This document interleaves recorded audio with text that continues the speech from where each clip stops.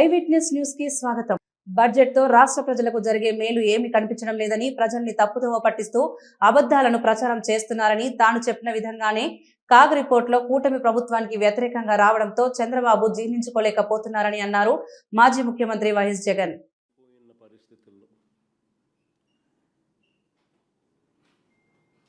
ఆ బడ్జెట్ కూడా ఆయన ప్రవేశపెట్టిన తర్వాత అసెంబ్లీ సమావేశాలు కూడా దాదాపుగా 16 రోజులు దీని మీద చర్చ జరిగిన పిమ్మట చంద్రబాబు నాయుడు గారిని ఆ 16 రోజుల అసెంబ్లీ సమావేశాలు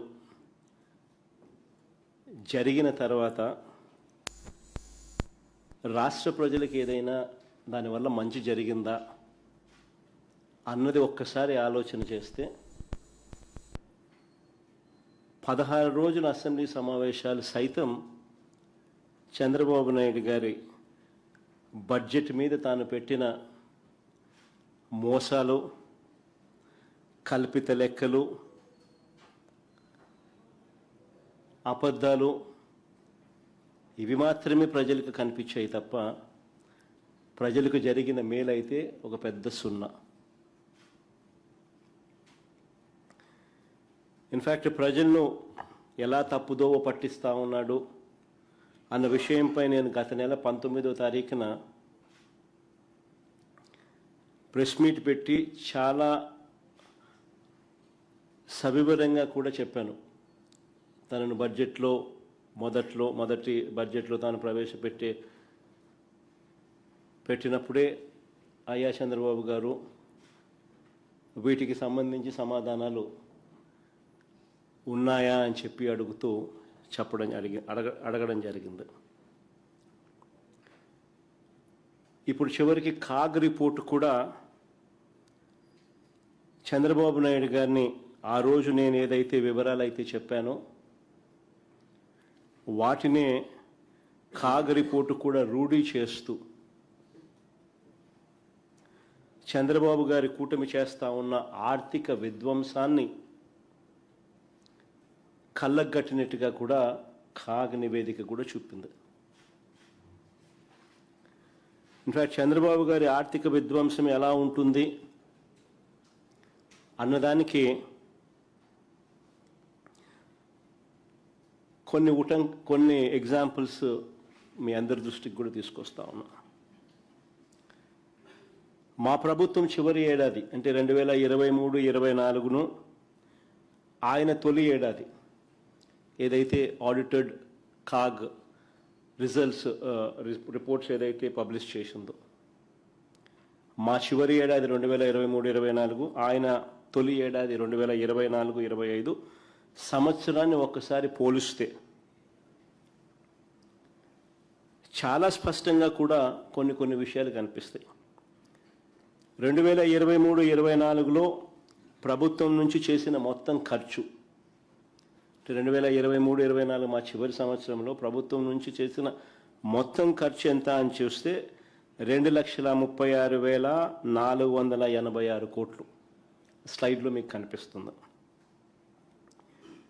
ఆ సంవత్సరం ప్రభుత్వానికి వచ్చిన రాబడులు అంటే అన్ని రకాల రాష్ట్రానికి సంబంధించిన రావాల్సిన వనరులు అంటే ఒక అప్పులు తప్ప అంటే రాష్ట్రానికి వచ్చే సొంత పన్నులు ఆదాయము, పన్నేతర ఆదాయాలు, డెవల్యూషన్స్ అంటే కేంద్ర ప్రభుత్వం మన వివిధ రాష్ట్రాలకు ఇచ్చే వాటా డెవల్యూషన్స్, గ్రాంట్ ఇన్ ఎయిడ్ ఇవన్నీ కూడా కలుపుకుంటే 1,73,767 కోట్లు.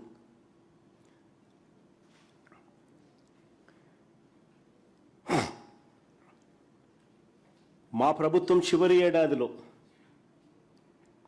రెవెన్యూ లోటు 38,682 కోట్లు, ద్రవ్య లోటు అంటే ఫిస్కల్ డెఫిసిట్ అంటే అప్పులు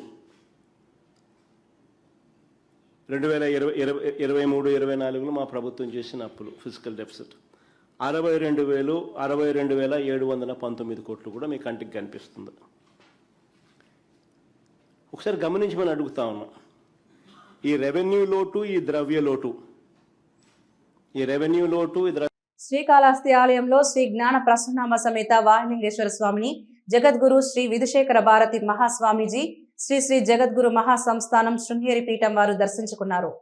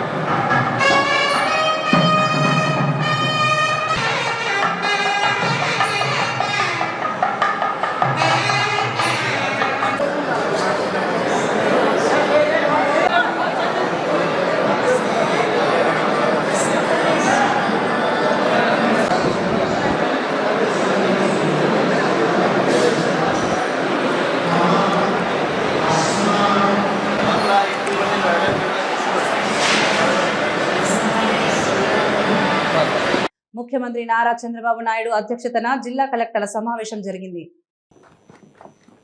Thank you, sir. May now call upon the Honorable Chief Minister of Andhra Pradesh to deliver his keynote address, please.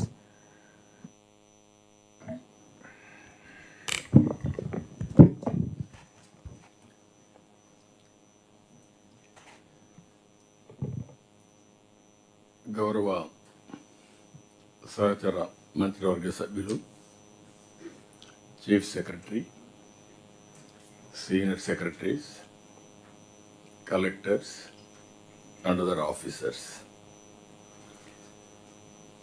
ఈరోజు మనం 6వ కలెక్టర్స్ కాన్ఫరెన్స్ పెట్టుకుంటున్నాం. 3 నెలలకు ఒకసారి కలెక్టర్స్ కాన్ఫరెన్స్ పెట్టుకొని క్లారిటీ ఇస్తున్నాం. ఎప్పుడు కూడా క్లారిటీ లేకపోతే కోఆర్డినేషన్ లేకపోతే అనుకున్న ఫలితాలు రావు. అందుకనే 3 నెలలకు ఒకసారి పెట్టుకున్నప్పుడు వివిధ అంశాలపైన ఒక క్లారిటీ ఇచ్చి అందరం కూడా సమిష్టిగా పనిచేసే ఒక నూతనమైనటువంటి కల్చర్కి శ్రీకారం చుట్టాం.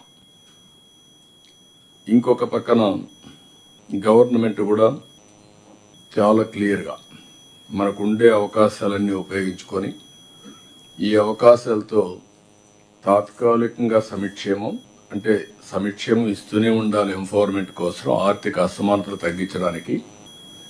అదే సమయంలో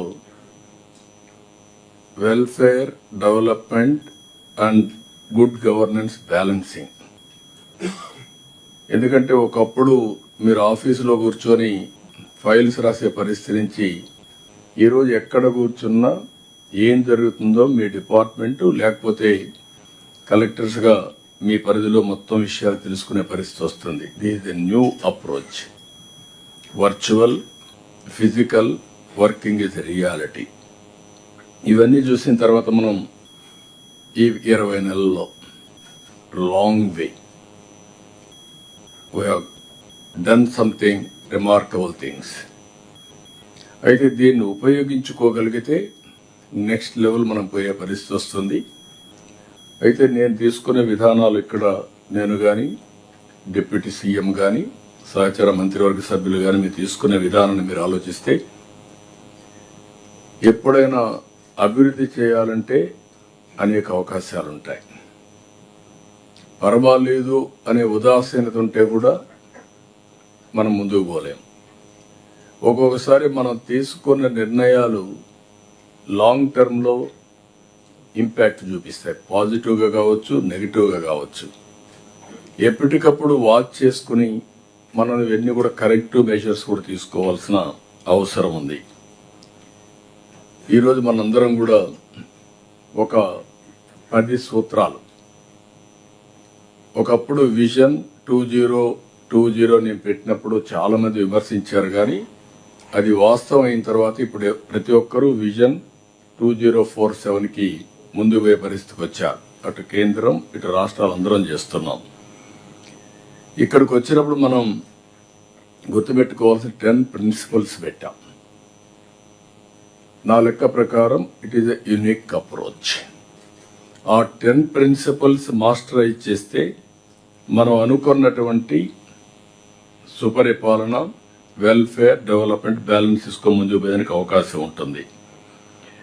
ఇప్పుడు అందుకే ఈరోజు ఈ కాన్ఫరెన్స్లో నేను ఎక్కువ ఉపన్యాసాలు కాకుండా మీకు ఒక నిర్దిష్టమైన టార్గెట్స్ మనం డిస్కస్ చేసుకుంటున్నాం.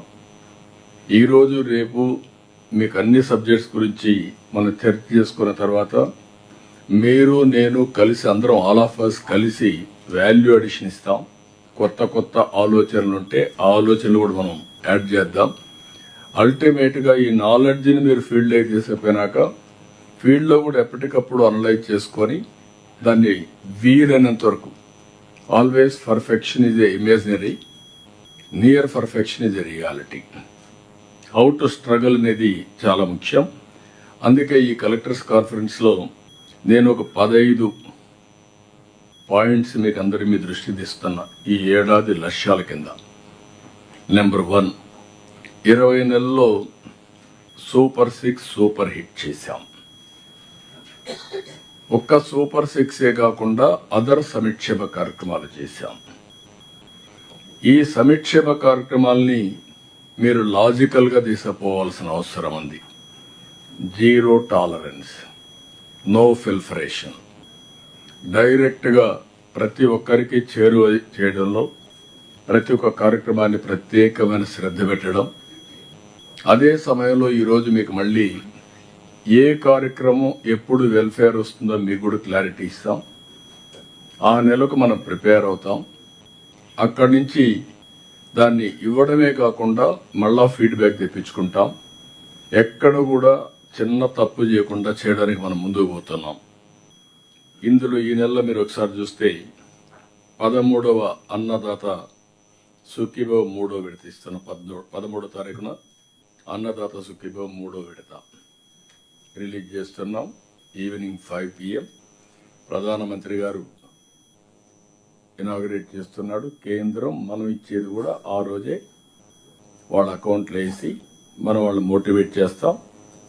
అదే సమయంలో ప్రతి ఒక్కసారి రైతు విషయంలో ప్రత్యేకమైన శ్రద్ధ పెట్టాం. ఎందుకంటే ఫుడ్ హ్యాబిట్స్ మారుతున్నాయి, వ్యవసాయ సంక్షోభంలో ఉంది. దీన్ని ఏ విధంగా ఓవర్కమ్ కావాలి అనుకున్నప్పుడు టోటల్ అప్రోచ్లో మార్పు రావాలనే ఉద్దేశంతో ప్రతి ఒక్క అన్నదాత సుఖీభవ కార్యక్రమం అప్పుడు రైతు సంఘాలకు ఇప్పుడు మార్కెట్ కమిటీలు ఉన్నాయి, ప్యాక్స్ ఉన్నాయి, సాగునీటి సంఘాలు ఉన్నాయి. వీళ్ళందరూ ఒక వారం రోజులు క్యాంపెయిన్ చేయడం మన ఆఫీసర్లు రైతన్న మీకోసం కార్యక్రమాన్ని తీసుకుపోవాల్సిన అవసరం ఉంది. లాస్ట్ డే నేను కూడా అటెండ్ అవుతాను, ఫస్ట్ డే అటెండ్ అవుతాను, లాస్ట్ డే అటెండ్ అవుతాం. రేపు ఖరీఫ్కి ఇప్పటి నుంచే ప్రిపరేటరీ వర్క్ చేస్తాం. మనం మే 15వ తారీఖున వాటర్ రిలీజ్ చేస్తున్నాం. నారుమళ్ళు వేసుకోవడం, పంటలు వేయడం, ఇవన్నీ మనం అడ్వాన్స్గానే, ఇంత మునుపు ఒక అన్సర్టనిటీ ఉండేది, ఇప్పుడు ఆ అన్సర్టనిటీ లేదు, దానికి మనం ముందుకు పోతాం. రెండోది, ఈ మంత్లోనే ఉగాదిలో 2 లక్షలు, ఇది కూడా అన్నదాత సుఖీవు కూడా ఉగాది కానుక, ఇది అవుతానే 2,50,000 ఇళ్లు గృహప్రవేశాలు చేస్తున్నాం. ఇది కూడా డేట్ కూడా ఫిక్స్ చేశాం. ఆ డేట్ ప్రకారం దీన్ని కూడా ప్రారంభిస్తాం. మూడోది, శ్రీకాళహస్తీశ్వర ఆలయంలో కాలభైరవ స్వామి వారికి విశేష అభిషేక పూజలు శాస్త్రయుక్తంగా జరిగాయి. భక్తులు అధిక సంఖ్యలో కాలభైరవ అభిషేక సేవలో పాల్గొని తమ మొక్కులు చెల్లించుకున్నారు.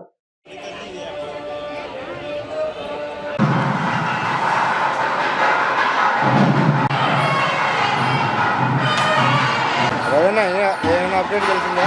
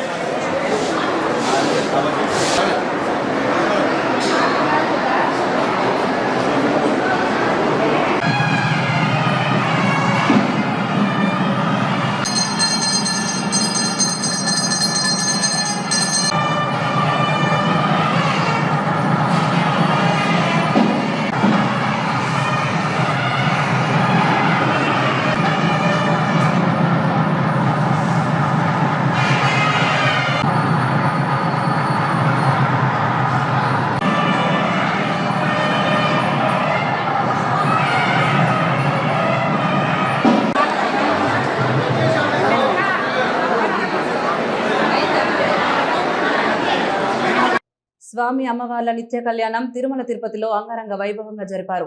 వేద పండితులు, భక్తులు అధిక సంఖ్యలో పాల్గొని స్వామి అమ్మవార్ల నిత్య కళ్యాణాన్ని తిలకించారు. స్మరణాన్ని నిర్వర్తించాలి. అటువంటి శ్రీనివాస ప్రభువు యొక్క దివ్య తిరుకల్యాణ మహోత్సవంలో శ్రీ భూదేవులకు మాంగళ్య ధారణం జరుగుతుంది. మనమందరం కూడా వీక్షిద్దాం. గోవింద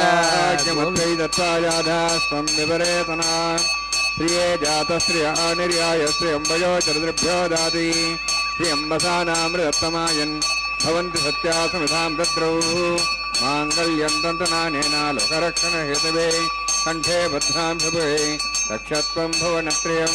శ్రీదేవ్యై నమః. మాంగళ్యధారణ సమూర్తోస్తి భవంతో మహాంతో నరుణంతు సుముహూర్తోస్తు. ప్రజాపతిస్తాముఖం రాజా నమసృజత తంత్రయో వేద అన్వసృజంత తాన్ హస్తే గురుత అథ సీతా సావిత్రీ సుమంగళీర్యం మధోరిమాగం సమేతవస్యత సౌభాగ్యమత్వై దత్తాజాధాస్తం విపరేతన మేధినీ దేవీ వసుంధరా స్యాతు సుధా దేవీ వాసవీ బ్రహ్మవర్చస పితॄణాం శ్రోత్రం చక్షుర్మణః माङ्गल्यन्दन्तनानेन लोकरक्षणहेतवे कण्ठे भद्रां सुभगे रक्षत्वं भुवनत्रयं भूदेव्यै नमः। माङ्गल्यधारणसमुहूर्तोऽस्ति भवन्तो महान्तो न गृह्णन्तु सुमुहूर्तोऽस्तु सुप्रतिष्ठितमस्तु।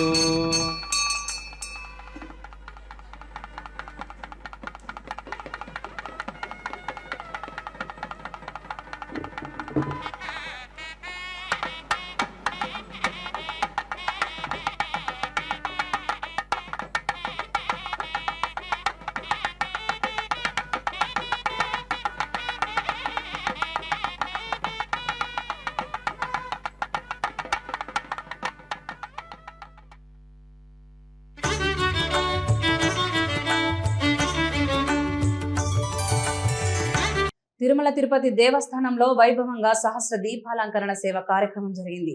ఊయలలో ఉన్న స్వామి వారికి వేద పండితులు వేద మంత్రాలతో పూజలు గావించారు.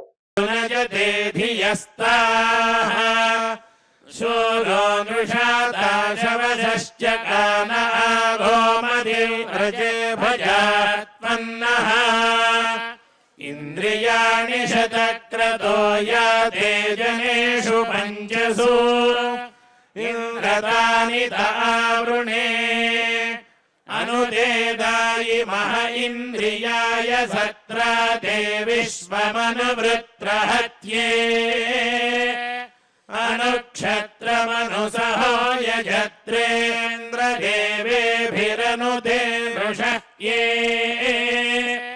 ఆయస్మిన్ సప్తవాసవాస్తిష్టంతి స్వారుహో యథా ఋషిర్హదీర్ఘశ్రుత్తమ ఇంద్రస్య ఘర్మో అతిథిః ఆమాసు పక్వమైరయ ఆసూర్యగోరోహయో దివి ధర్మన్న సామంతపతాసు వృత్తిభిర్జుష్టంగిర్వణసే గిరః ఇంద్రమిద్గాధినో బృహదింద్రమర్కేభిరర్కిణః ఇంద్రం వాణీరమోషత గాయంతి త్వా గాయత్రిణోర్చన్యర్కమర్కిణః బ్రహ్మాణస్త్వా శతక్రత ఉద్వగోషమివ యేమిరే అగోముచే ప్రభరే మామనీషామోధిష్ఠదా వందే స్వతింగృణానా ఇదమింద్ర ప్రతిహవ్యం గృభాయ సత్యాః సంతు యజమానస్య కామాః వివేశయన్మాధిషణా జజానస్తవై పురా పార్యాదింద్రమన్హః అగోహసో యత్ర పీపరద్యథా నో నావేవయాందముభయే హవంతే ప్రసమ్రాజం ప్రథమమధ్వరాణామగోముజం వృషభం యజ్ఞియానా